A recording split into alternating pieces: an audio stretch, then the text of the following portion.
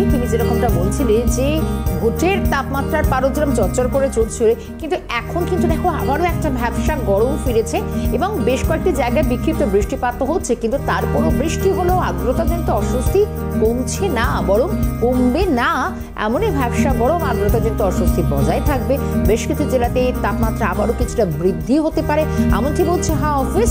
এবং উত্তরবঙ্গে ভারী বৃষ্টির পূর্বাভাস তো রয়েছে, কিন্তু সেখানেও থমকে গিয়েছে মৌসুমি বায়ু। তাই দক্ষিণে বর্ষা আদৌ কবে পা রাখবে তা তো সময় বলবে। এখন তীর্থের কাকের মতো চেয়ে বসে থাকতে হবে।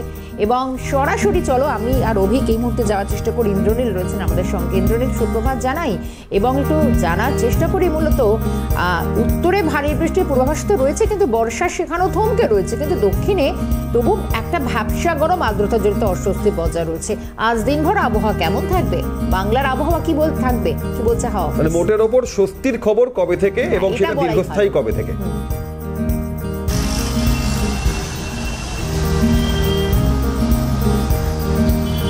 একদমই, দেখো আলিপুর আবহাওয়া দপ্তর তরফ থেকে যেটা জানানো হচ্ছে, এখনো যে উত্তরবঙ্গের যে বর্ষা, সেই বর্ষা কিছুটা প্রবেশ করলেও এখনো পর্যন্ত পুরো যে মৌসুমি বায়ু, সেই মৌসুমি বায়ুর প্রভাব কিন্তু এখনো সেইভাবে পড়েনি। ফলে দক্ষিণবঙ্গে এখনো বর্ষা প্রবেশ করেনি, এমনটাই কিন্তু আলিপুর আবহাওয়া দপ্তরের সূত্রে জানা গিয়েছে। এবং বেশ কিছু জায়গায় বজ্র বিদ্যুৎ সহ বৃষ্টি হলেও পরের দিন অর্থাৎ বৃষ্টির পরের দিনকে কিন্তু আপেক্ষিক আর্দ্রতার পরিমাণ বেশি থাকার জন্য অস্বস্তি সূচক কিন্তু অনেকটাই বেড়ে যাবে।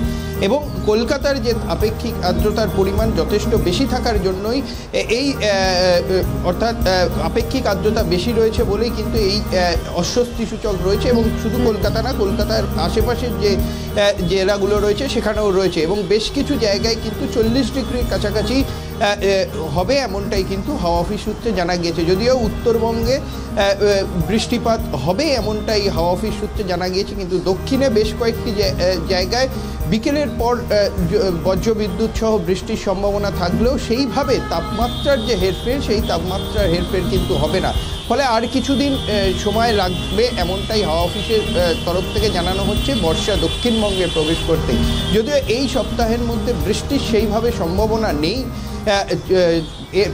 আগামী সপ্তাহে বৃষ্টির সম্ভাবনা রয়েছে, অর্থাৎ মিডিল বরাবর বৃষ্টির সম্ভাবনা রয়েছে, এমনটাই কিন্তু হাওয়া অফিস সূত্রে জানা গিয়েছে। তবে আপাতত যে অস্বস্তি সূচক, সেই অস্বস্তি সূচক থাকবে এবং যে তাপমাত্রার প্রভাব, সেই তাপমাত্রার প্রভাবও কিন্তু থাকবে, এমনটাই কিন্তু হাওয়া অফিস সূত্রে জানানো গিয়েছে। একেবারেই ধন্যবাদ ইন্দ্রনীল।